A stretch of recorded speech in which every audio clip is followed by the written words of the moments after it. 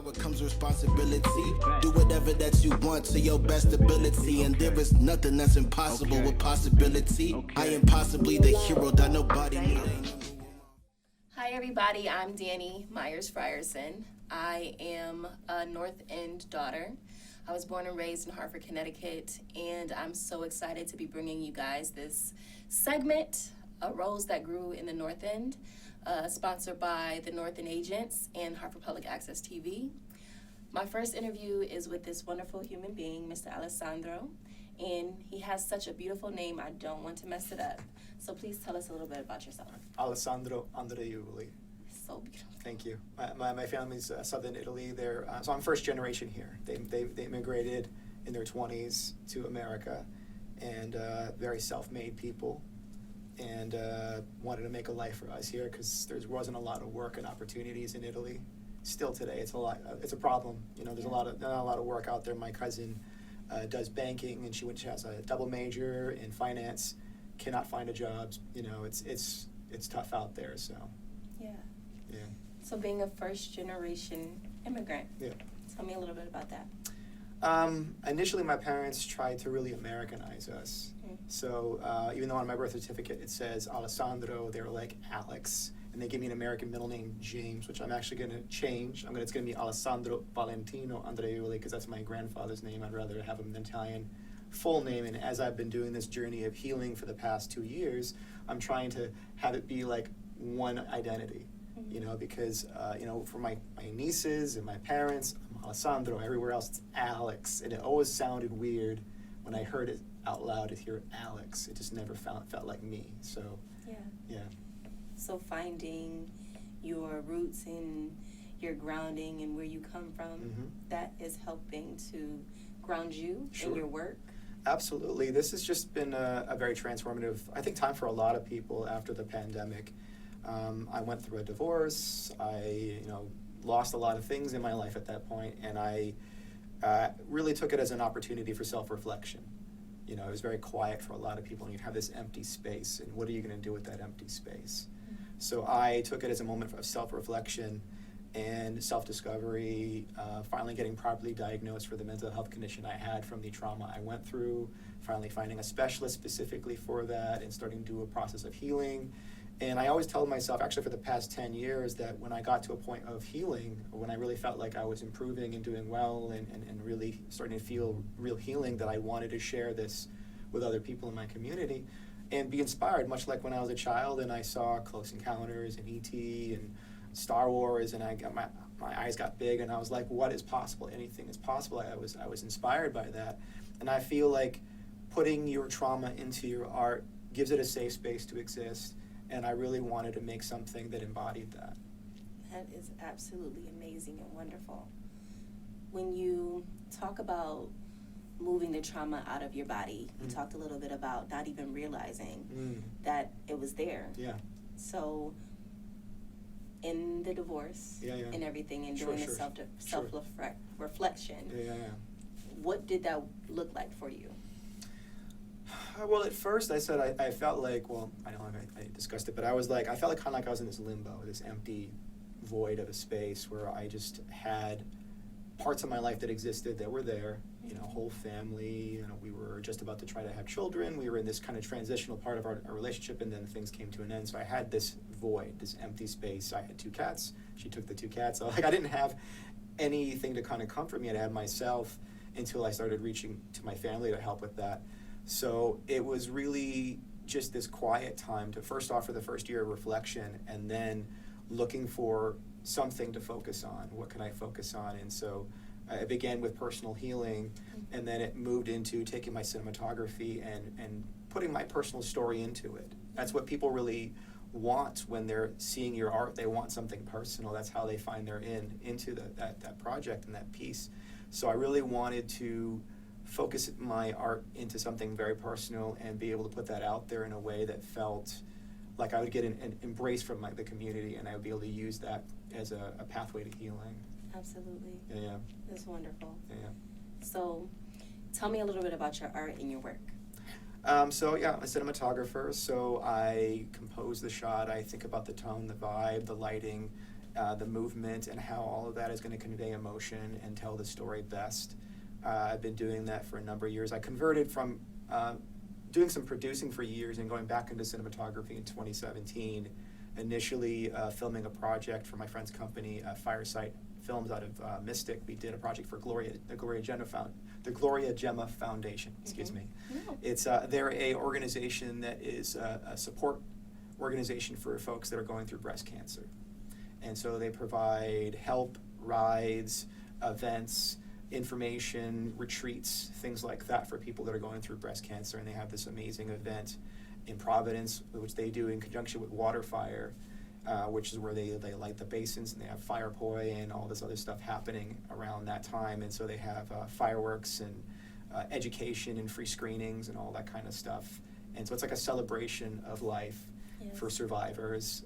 And so I got to film that, and it kind of rejuvenated me because I was doing this event called the Film Industry Mixer with my friend Neil Thomas, who created it, which was a way to put a spotlight on film and television production here in Connecticut and to be able to create jobs. We'd have like governors and mayors and producers and everybody from above the line, below the line come to this event as a way to showcase our tax incentives and what we had for a number of years. And then in 2012, when we did our last event at the Guard Arts in New London, the tax incentives got cut entirely. So it was a vacuum that all of us had to kind of deal with and figure out what are we going to do next. And I took a 5-year hiatus from any of this. And this event, Gloria Gemma, kind of brought me back. My friend's like, hey, you're getting back into video and cinematography and drone work. Would you want to film this event with me? Hired me to the event. I shot it all day. It was beautiful. It was awe-inspiring. It was spiritual.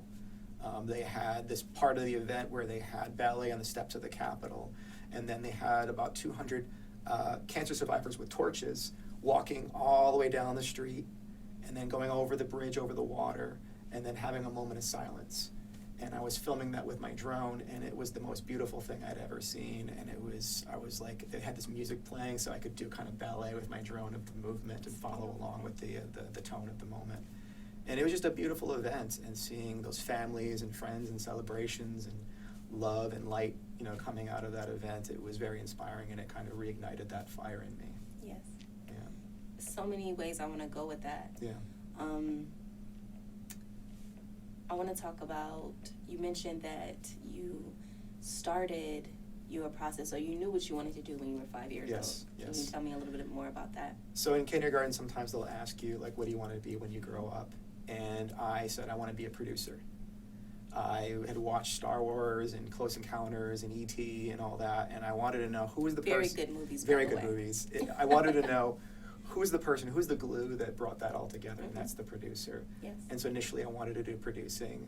I went to school for initially fine arts because there wasn't any work here. I decided, well, let me put that aside for now, and I did a degree in fine arts and graphic design. And then I saw that they have a broadcasting program, and that's kind of like what I want to do, and I went and I did the broadcasting program. And then that bug just kept nipping at me, and then I decided to go to New York Film Academy, and I did it's like a 15-week program for producing program they have, like a condensed program, and I was working full-time, and I commuted 6 hours a day for the entirety of that, 14-week program, 16-week program. It was like 3 hours in, 3 hours back, and barely got any sleep, and worked full-time and did that program because I wanted to really push myself. And so I ended up, luckily, getting to work on a lot of films here in New England. A movie called Fight Ring that my friend Sean Gallimore put together. Unfortunately, he passed a few years ago. He was a illustrator from Disney, worked on Hunchback of Notre Dame and The Lion King and all these beautiful works. He was a master artist, a master martial artist. So he made his character Dan Shanks, the master martial artist / artist. He used to make those photorealistic pencil drawings. He did visual effects for about 30 films for Lifetime, Chiller, Sci-Fi Channel, for this company, Synthetic Cinema International, that's based in Connecticut, and really prolific human being. And I got to make this martial arts film right out of college, put a camera in my hand and put me to work. And then I got to work on a movie called Being Michael Madsen as a key production assistant, which was with Daryl Hannah, Michael Madsen, Virginia Madsen, Harry Dean Stanton. And that was shot here in Connecticut as well. And I got to meet Sting's daughter. Her name's Fuchsia. Oh, nice. She was cool, and take some cool little fun photos behind the scenes and just kind of goof around. Yeah. And Marathon, I worked on a movie as an associate producer called Marathon, which was shot in 35 millimeter. We had people from all over the world working on it. We shot in New London. It was about Pulitzer Prize winning poet William Meredith, who is a Connecticut poet who won the Pulitzer after having a stroke. And then I got to work on a movie called Diamond Rough in Hartford. I don't know if you heard of that movie, but it was with Young Feature Films, Young Studios here. And we had Hartford police outfits and cop cars, and we had the mayor involved, and Scott Haney, and all these cool people were involved in the project, and car chase sequences and stuff. That. It was fun. Like, we really got to do some cool stuff. We don't have a lot going on in New England as far as film, but when it happens, it's really cool, and everybody gets involved and helps any way they can because they want to see more of it. Absolutely. That's awesome. And to see your dream come from childhood to now and this fruition is amazing. Thank you. Thank you. So how did you gather or garner the resilience being a first generation immigrant, coming from immigrant parents, them coming to Rocky Hill, right? Sure, yeah. Rocky Hill native. Yeah. And them navigating the terrain and the space. How did you keep your resilience?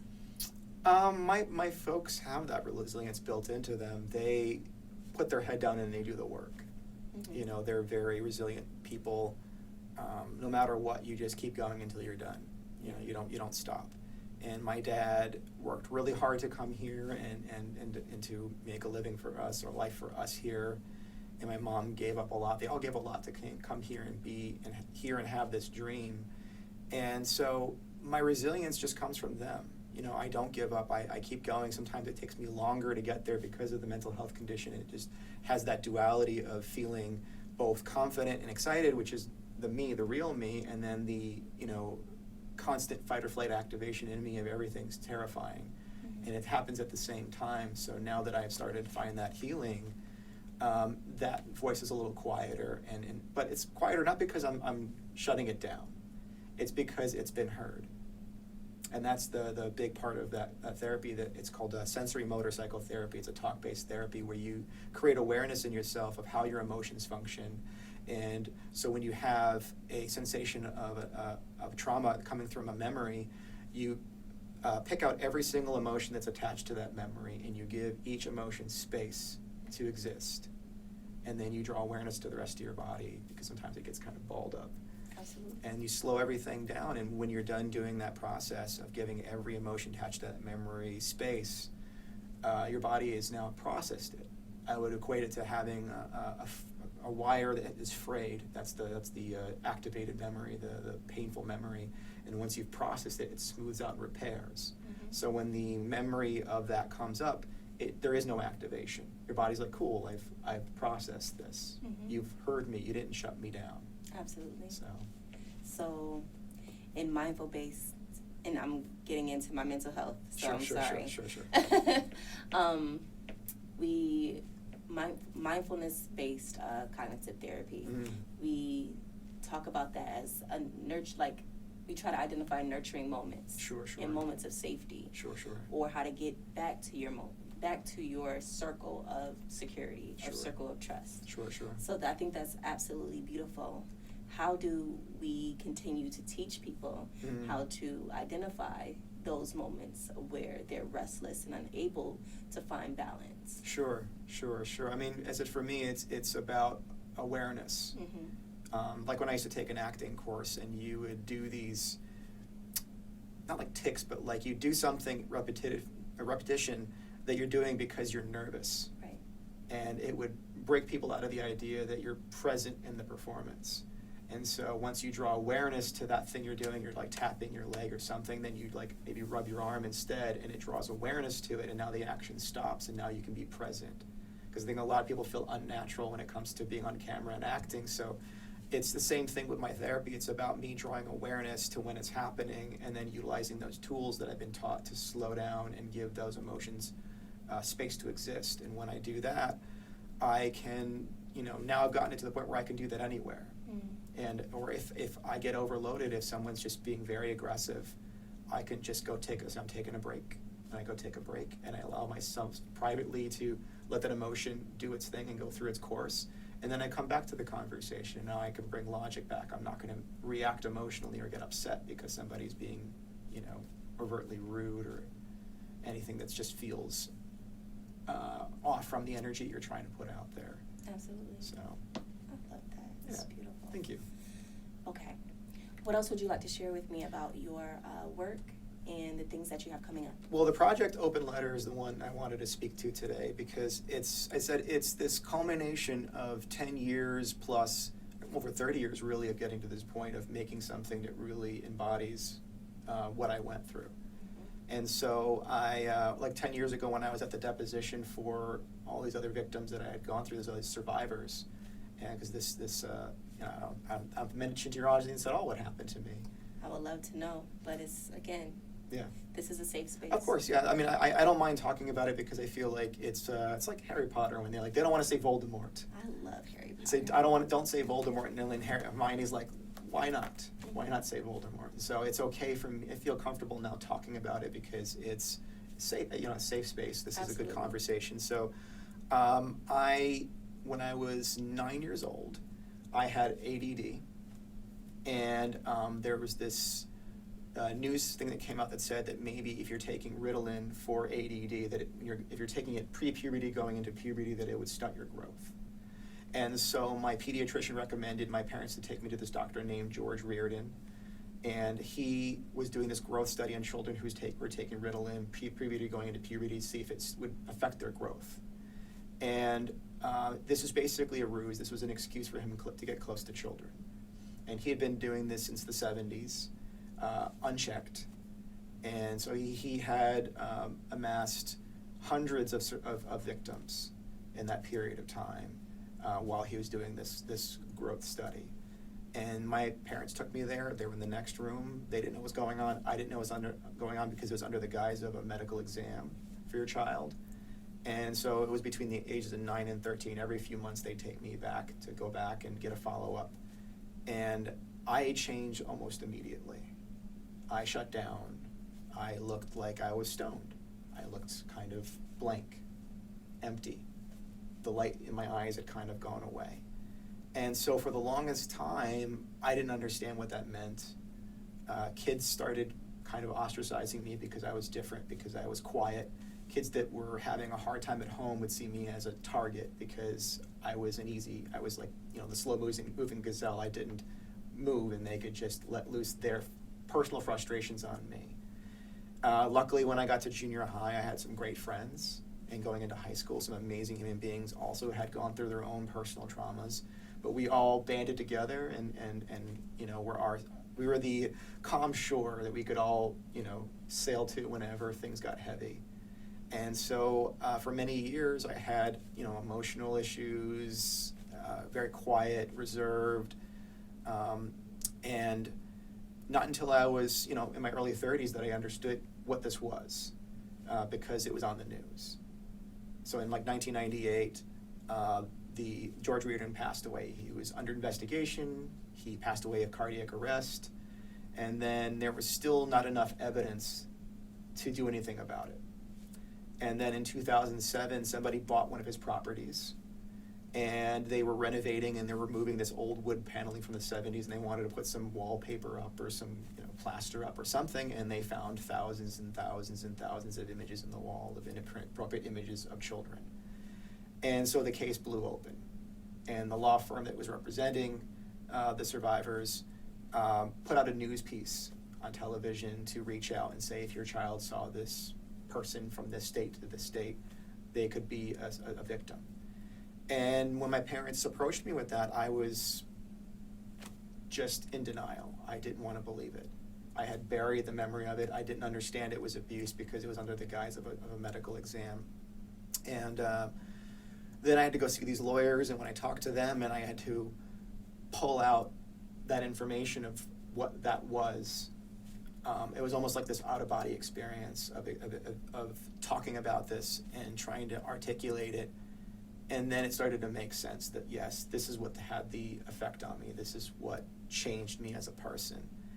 And so when I was at one of the depositions, my lawyer said, because they had like 8 different insurance companies that had represented the hospital over the years. So they're all kind of coming at me and talking to me and trying to get me to see if I would change my story. And so my lawyer said if I had to, I could take a break.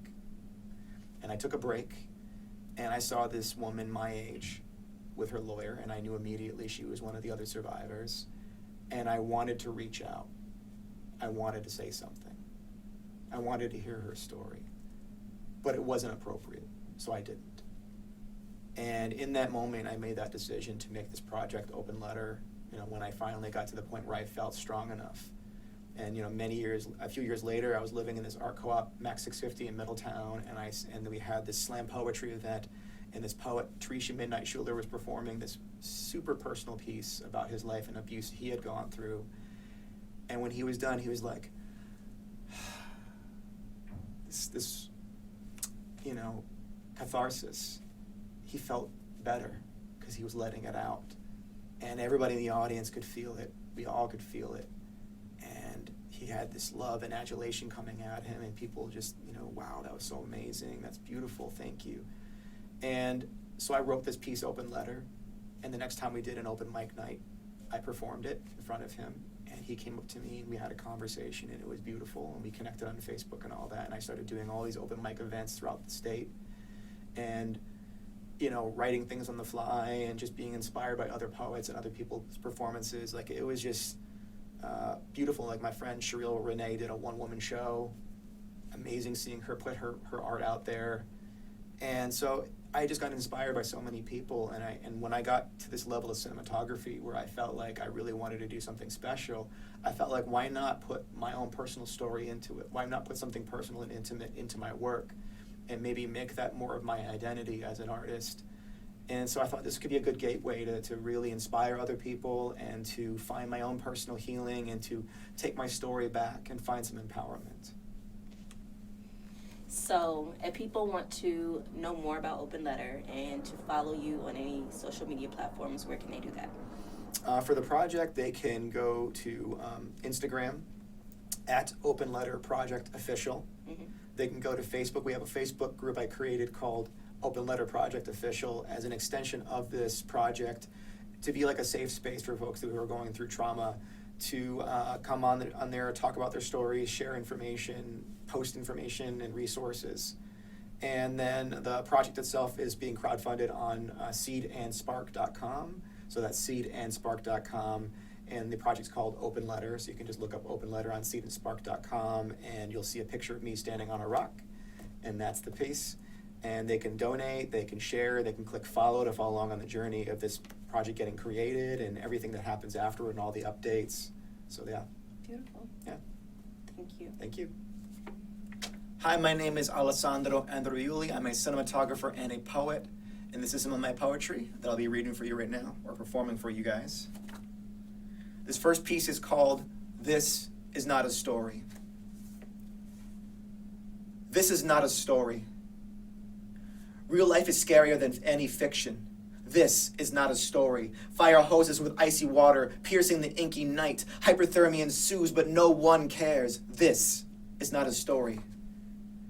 Frigid-faced men in riot gear firing into a peaceful crowd. This is not a story. Rubber bullets bouncing off skulls like crushing stones, bloodied heads and bloodied hands. This is not a story.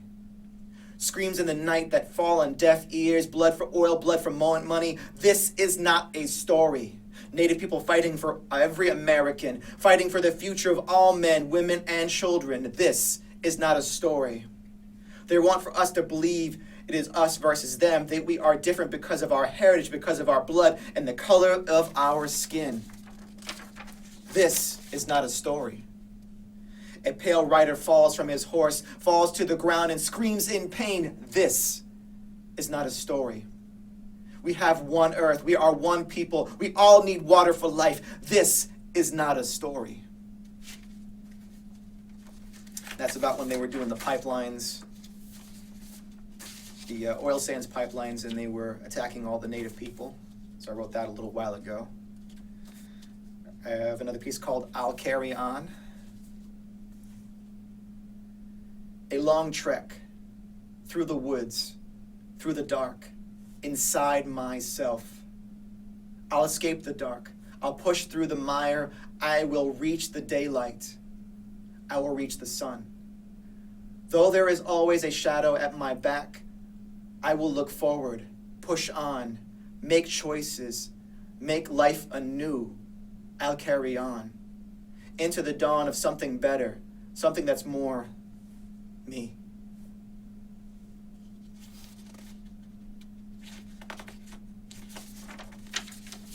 This piece is called A Delicate Balance. We balance on a wire. Our weight shifts to keep us steady. Our gaze fixated on a single tangible goal. The flea does not care about where we are headed. It cares not for what is tangible. As we remain focused and grounded, it travels between the folds of the wire, in between a rift to another world. We are so limited, held back because we are not small, because we cannot see between the cracks, because we are bound by rules, bound by our own limits. We are only free when we rest, when our eyes close and we can see beyond the threshold of reality. So let us close our eyes, travel between the folds, and see what is on the other side.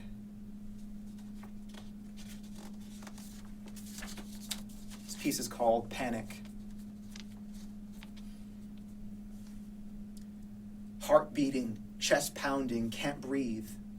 Mind is a hurricane of thought and emotion. A closed box unable to open. Explosive force with nowhere to go, nowhere to escape. The death of 1,000 suns feels like everything all at once. Drowning inside your own head. Pain, depression, self-loathing, self-doubt.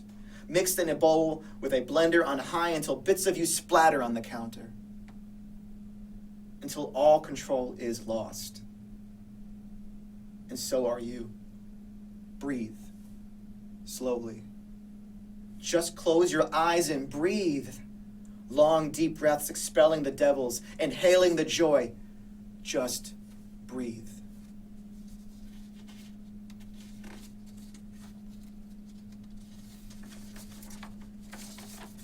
My last piece I'll be reciting is called I Am the Fire. I will no longer be a victim. I am taking control of my story now. Those who have hurt me, who have taken things away from my person, they do not own those parts of me. I will not be defined by their rape, by their molestation, by their ugliness. My fire is bigger than all of the pain I have endured. It is brighter than all of the BS. It is bigger than all the ugly people that want to take and take and take and take and never care about the devastation they leave behind. I am bigger than that moment when I was hurt, that moment when I felt broken.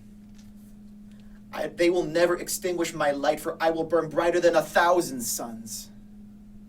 I am bigger than them. I am more beautiful and more radiant than they will ever know. I will always burn bright and let the whole world know who I am. Who am I? I am the fire. Thank you. Your pieces were amazing. Thank you. I love them. Tell me a little bit more about the project and how people can continue to tap into what you have going on. So as I said, it's a visual poem, kind of like a music video. It's poetry, my recitation of a poem, some music. My friend Spencer recorded and mixed that for me. And then we have this choreographed dance piece with Jolette and Pete from Studio 860. So they're going to have these two dancers. Since I have DID, dissociative identity disorder, because of the trauma I went through, it's going to be two dancers representing the older and the younger version of myself. And but kind of an avatar, like it could be anybody at this point. You know, having these young men don't look anything like me, or women, or whoever we cast at this point. Yeah. But that's cool. I like that because it could be anybody. So we're gonna have these two dancers performing, and they're going to be, excuse me, kind of like apart and then finding their way back together. And I have this motion system I have. It's kind of like a gimbal with the motors turned off, so I'm basically kind of free floating and puppeting the camera. And so I'm going to have these moments where it's going to get too heavy and the camera's going to look away, and then the dancer's going to grab the lens and bring the audience back in. And we're going to be shooting in multiple locations. We're going to be having this very intimate, connective piece. There's a lot of profanity in the piece, but it's genuine to the project. Yes. Everybody that's heard me do it, some people don't even realize there's cursing in it because it feels correct for the piece. And so, as I said, it's like a safe space for that victim statement. And I see myself as a survivor, not as a victim these days, but that's kind of what this piece is. And it ends with them finding hope and encouragement and support. And so at the end, we're going to have all these folks kind of come out of the dark and come in and embrace them. So you have this support. You're no longer alone. You're not alone in this process. So that's the main message I want people to realize, that there's empowerment from taking your pain and putting it into channeling it into something creative, or just taking a dance class in order to find something to do to channel that energy into. It's all healthy, sculpting, painting, poetry, cinematography, all of it. And that's really what at the core of this is what this is empowerment and sharing that with others, inspiring others, passing that good energy along. When people get abused, like it's almost like someone's passing along bad energy. Maybe they had something bad in them when they were young, or something bad happened to them, and they want to pass that along, and they feel that's normal. Well, I don't want to pass negativity along. I want to pass positivity and hope and show people there's a way through. This is not the end of your story, and you don't have to be defined by this moment. And the fact that I was able to find a kind of therapy that actually provides healing, real, genuine healing, was everything. Yes. To me. I was very lost, and this gave me hope. And that's massive. That's the biggest gift I could ever be given, and I want to give other people hope. That's beautiful.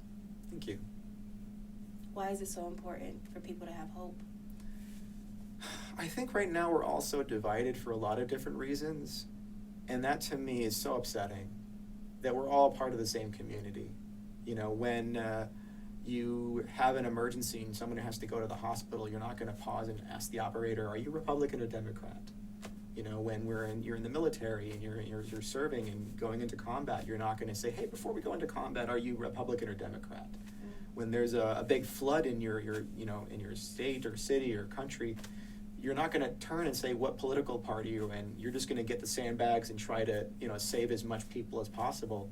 You're not going to care about that. When it really comes down to it, we're really much more similar and part of the same community. If someone's going to try to snatch your kid off the street, you want your neighbor to stop it. If your house is on fire, you want them to call 911. No one cares if you're Republican and Democrat when it comes down to the main things that make us all similar. We're all part of the same community. We all want the best for our children and our lives and ourselves. So hope is, a drug that we all need. We all need a little more hope. We all need a little more positivity and support. We want to feel held and supported. And that's what I'm trying to do with this, is spread a little bit of hope. But also the fact that, anger can be something that people see as inconvenient when you're upset. You need a safe place for that to exist. We all hear very angry music sometimes, but that's not a bad thing. That's somebody using that as a form of catharsis for themselves to get that emotion out. You can go boxing, or they have these break rooms where you smash pots, or there's always going to be an outlet where you can have a safe space to channel that energy and have a safe space for that energy, that emotion to exist, and not push it down because it's inconvenient. And so that's the biggest thing I take away. I think that people should take away from this project is that if you find something where you can allow your emotions to fully function and be a safe space for them to exist, that's a good thing.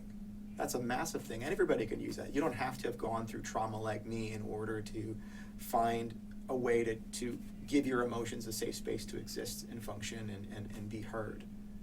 And so that's really what this is. And we're crowdfunding for this, I said, because I want to create a community around this. When you do these things in a vacuum, I've done my own out-of-pocket funded projects. You do it in a vacuum, people don't care.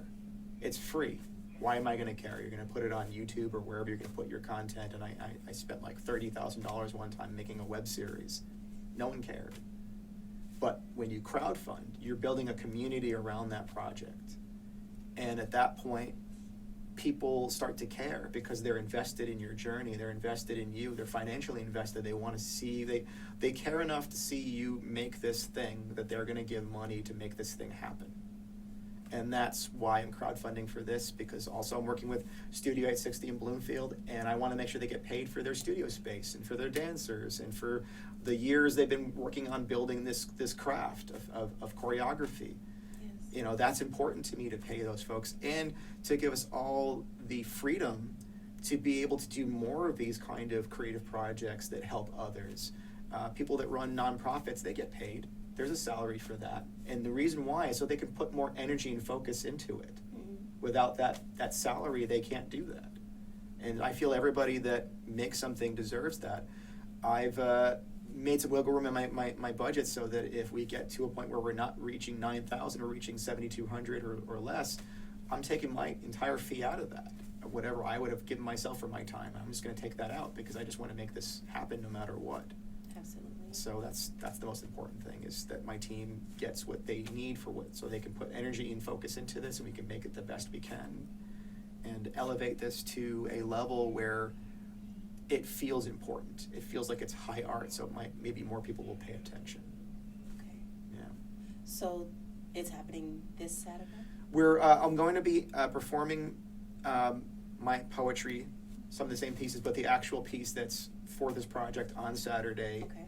At Hartford Art Space for the Behind the Mask Art Gallery show that's running for another 2-3 weeks now.